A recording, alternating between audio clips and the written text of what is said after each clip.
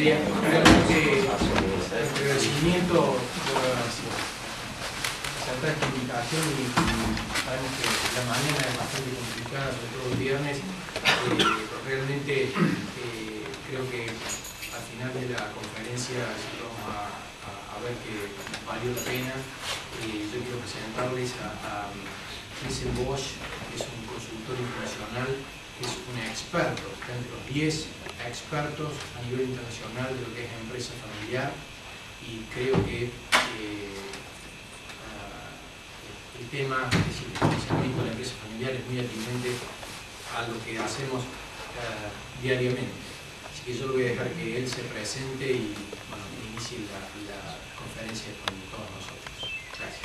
Muy bien, muchas gracias. Gracias a Sol y en particular al señor David por invitarme a compartir con ustedes esta mañana un poco las experiencias que nosotros tenemos en España sobre los temas de las empresas familiares y agradecerles lógicamente su presencia acá con nosotros. Nosotros nacemos en el año 1992, una situación de crisis del país importante, y un grupo de empresarios se plantean la cuestión de que hay una serie de problemas que afectan a sus empresas, fuera del marco del mercado, de la competencia, frente a los rivales, frente a la situación de nuestro ingreso en la Unión Europea, y hay una serie de problemas que afectan a una cosa que nos preocupa enormemente, que es la continuidad de las empresas familiares. ¿Por qué nos preocupa enormemente la continuidad de las empresas familiares? Pues yo les voy a decir unos pequeños, a dar muchos datos farragosos, pero sí unos datos para ver la importancia capital que tiene para la economía de un país la empresa familiar. Y, lógicamente, los datos que les voy a mencionar son datos absolutamente extrapolables a la realidad argentina. La realidad argentina que yo conozco desde el año 72, por lo tanto no soy un desconocido de esta situación y de esta realidad. Incluso he estado trabajando en Buenos Aires un cierto periodo de tiempo. Trabajaba en una multinacional suiza farmacéutica y estuve una temporada trabajando en Buenos Aires en la filial de esa compañía acá. Las empresas familiares representamos entre el 80 y el 90% de las empresas del mundo libre. Es importante remarcar esto. Cuando uno habla con los políticos tienen la idea que las empresas importantes solo son las multinacionales y que las demás no pintan nada. Y que si hay una huelga de 1000 personas en una empresa multinacional, eso sale en la prensa y es causa de graves trastornos y de graves situaciones de conflicto. Pero que cierren 100 empresas familiares con 10 trabajadores cada una, eso no representa ningún impacto social ni ningún impacto en la prensa, con lo cual no se le da ninguna ayuda. Y a partir de ahí es cuando nosotros, conscientes de esta situación, hemos querido sensibilizar a nuestro gobierno, a nuestros diferentes gobiernos, sobre lo que somos. Bueno, somos algo tan importante como que generamos el 75% del Producto Interior Bruto del Estado español. Nada más y nada menos. Representamos el 75% de la contratación de personas en España. Quiere decir que somos los mayores empleadores del Estado español.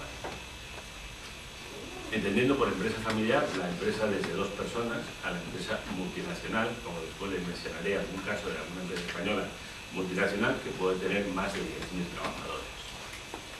Pero somos realmente importantes. Probablemente el objetivo básico que nosotros hemos conseguido es que nos escuchen los políticos. Nos escuchen haciéndoles ver que hay que mantener las empresas. Y un objetivo que teníamos en el 92, nosotros veníamos de una experiencia basada en la economía financiera, en altos tipos de interés, a la llegada de capitales foráneos al Estado español, hemos pasado a una economía productiva, donde lo que prima ha sido la creación de empresas. Para ello nosotros le pedimos al gobierno solo una cosa, nos definiera un cuadro escenario de actividad, donde los empresarios tuvieran claras las ideas y el marco en el que nos podíamos mover. En aquella época todavía teníamos altos tipos de interés. En este momento el tipo de interés básico de la Unión Europea, y en el caso concreto de España, es del 2,5%. Esto es falso. porque esto se le da a las grandes compañías que no tienen ninguna necesidad de capital. A las otras compañías estamos del orden del 5 o 7% de tipo de interés anual, pero eso ya nos permite jugar. Y ese cuadro y ese marco escenario que definimos es el que nos ha permitido crear en los últimos años, del 1.250.000 empresas que hay en España familiares, un 40% tienen menos de 10 años. O sea que cuando el Estado nos definió exactamente cuál era el cuadro marco de la situación, los empresarios apostaron por invertir en sus proyectos empresariales. Dicho esto, somos la agrupación más exportadora de España. Realizamos el 60% de las exportaciones españolas que están realizadas por empresas familiares. Pero también tenemos nuestros problemas. Es que de la primera generación, que es la creadora de la empresa familiar, a la segunda generación mantenemos la empresa. Y después, pues les voy a decir una cosa que no se dice normalmente porque siempre se coge el aspecto negativo de que la tercera generación es la que destruye la empresa familiar. La tasa de mortalidad de empresas familiares y no familiares en España es la misma. También les voy a decir otra cosa. No conozco ninguna empresa familiar que haya cerrado o haya quebrado por problemas financieros.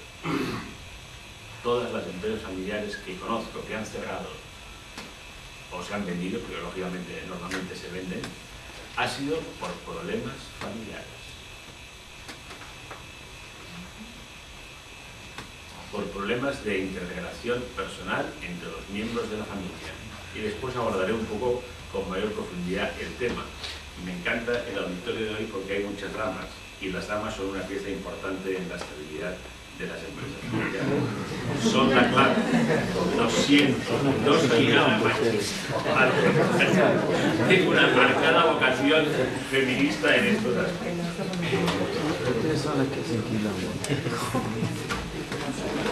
Les voy a mencionar, les decía, algunos nombres de empresas que son familiares y que algunas de ustedes las conocerán, algunas les sorprenderán. El grupo BMW, fabricante de coches, es una empresa familiar gerenciada por una mujer. Corte Inglés, que es la cadena de almacenes español más importante, es una empresa familiar.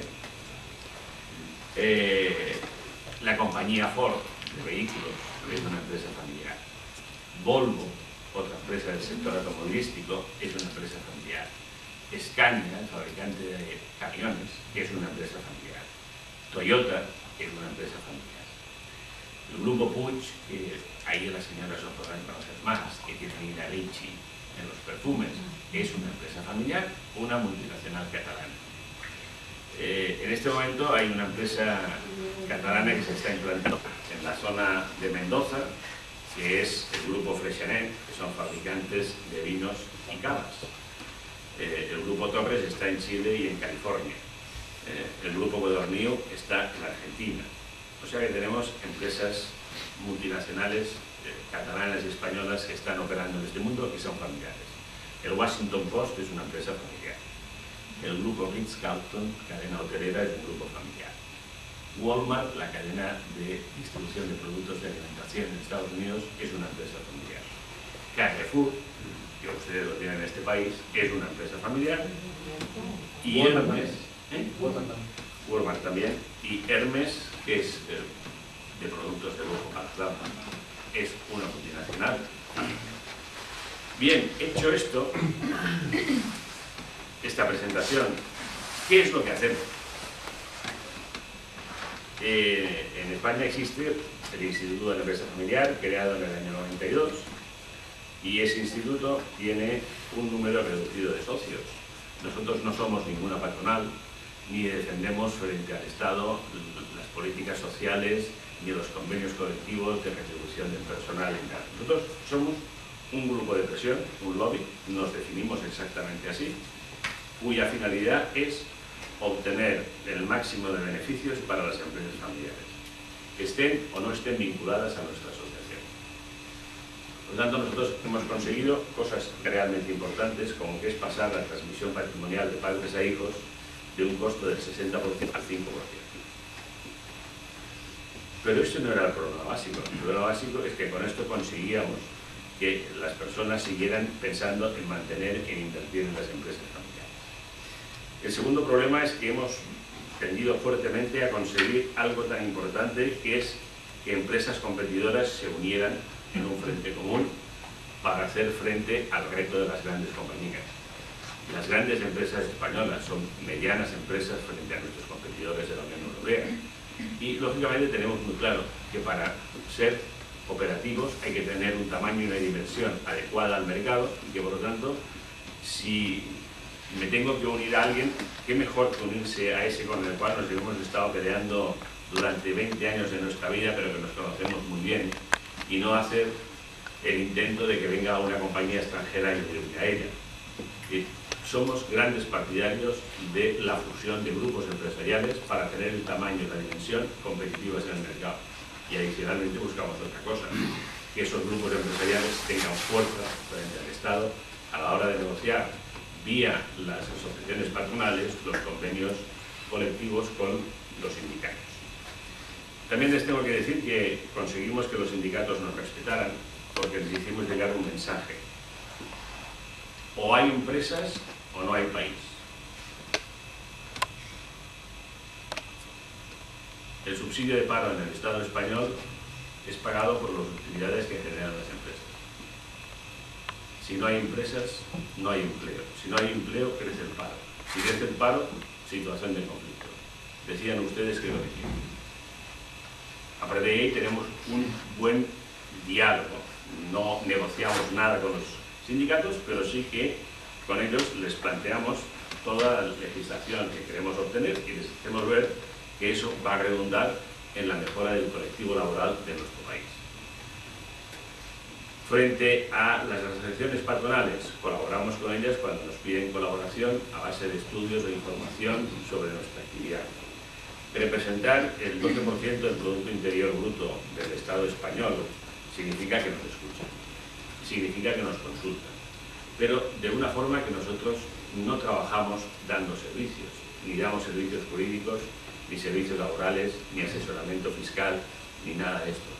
Nosotros nos preocupamos de buscar y de conseguir que las empresas familiares continúen siendo empresas familiares, que haya armonía dentro de las familias propietarias de las empresas familiares y sobre todo del tema de cómo hacer el relevo generacional, cómo pasar de una generación a otra, que es donde probablemente existe más riesgos de tener problemas en la empresa familiar.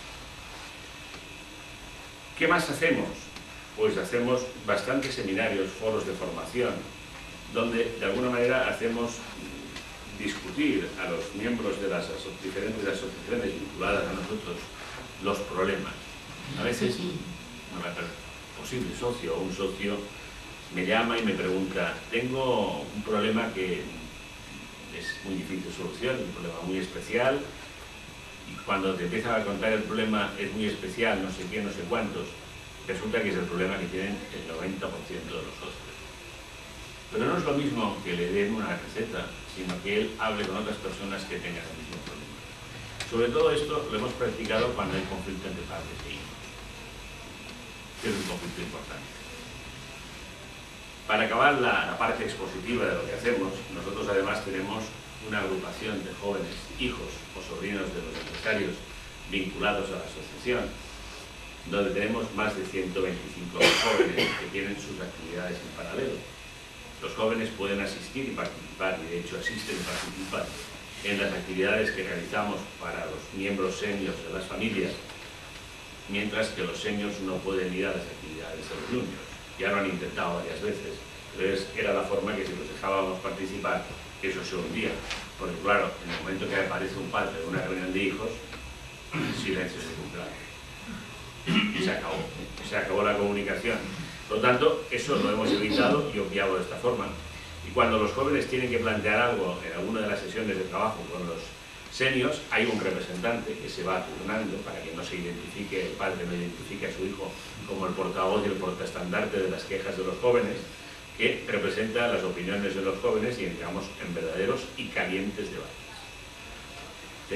Procuramos decir las cosas por su nombre, no tratamos de utilizar eufemismos, y si hay conflicto, hay conflicto, y si no hay conflicto, no hay conflicto, las cosas como son. Al pan, pan y al vino, vino, como me dicen en mi tierra. Por lo tanto, somos muy claros en nuestras cosas. ¿Cuál es el problema de la empresa familiar? ¿O cuáles son los problemas de la empresa familiar? Una empresa tiene muy claramente definidas dos partes, que es la propiedad y la gestión de la empresa. Que en muchos casos, en una empresa, sociedad anónima, sociedad o el tipo de sociedad que sea, a veces coincide o a veces los propietarios son meros inversionistas y que esperan obtener una rentabilidad del capital invertido en esta sociedad. Pero en el caso de la empresa familiar aparece un tercer elemento, que es un tercer elemento que es la familia. Y la familia está en parte en la dirección, inicialmente el propietario gerencia la actividad, está en la parte de la propiedad y además puede ser una base de nutriente de personas para acabar en la organización. Por lo tanto, es una empresa un poco diferente a las que habitualmente trabajamos y tenemos, con características y peculiaridades diferentes a las sociedades anónimas tradicionales. ¿Mejores o peores?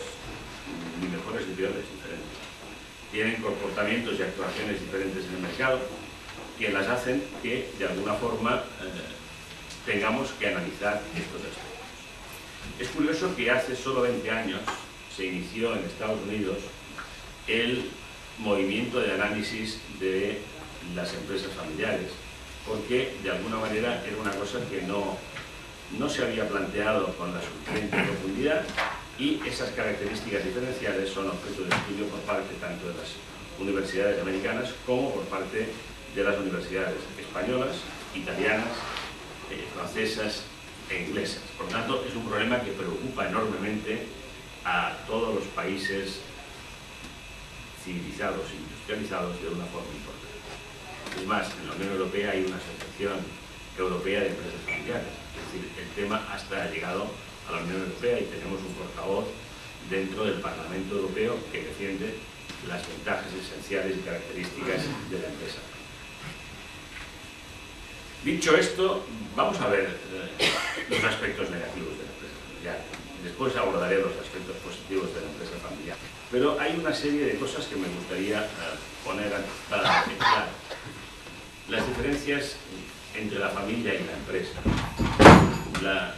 La empresa es una actividad de competencia, es una actividad realmente donde buscamos las oportunidades, es una actividad donde buscamos las utilidades. No somos permanentemente actuando de la misma forma y de la misma manera. Ustedes anexan o adicionan actividades suplementarias a su actividad principal o básica, y lógicamente eso supone un cambio en su relación con los clientes y lógicamente puede suponer un cambio en relación con sus proveedores. Y la empresa, por definición, tiene un marcado cariz de inestabilidad. Frente a estas características de la empresa, ¿cuáles son las características que tiene la familia? Bien, yo siempre he visto que las familias buscan la unidad, incluso a costa de grandes sacrificios. La familia quiere estar unida, quiere ser permanente, quiere ser leal con los miembros. Y todo esto no encaja en modo alguno con el mundo de la empresa. Y se dan tres supuestos. Para algunas familias lo más importante es la familia, para otras familias lo más importante es la empresa, y para un tercer grupo de empresas familiares hay que conjugar las primacías si de la empresa o si las primacías de la familia. Tengo muy claro una cosa y que les puede sorprender y se la voy a decir. Para mí, la creación y la constitución de una empresa familiar puede ser como un elemento de supervivencia, como crear un puesto de trabajo para los miembros de la familia ante determinadas situaciones. Me parece muy bien.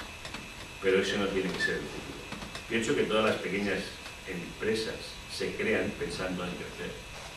Esas grandes empresas que les he mencionado, multinacionales, en su momento fueron pequeñas empresas, pero apostaron por un desarrollo y apostaron por un crecimiento, y por lo tanto se transformaron.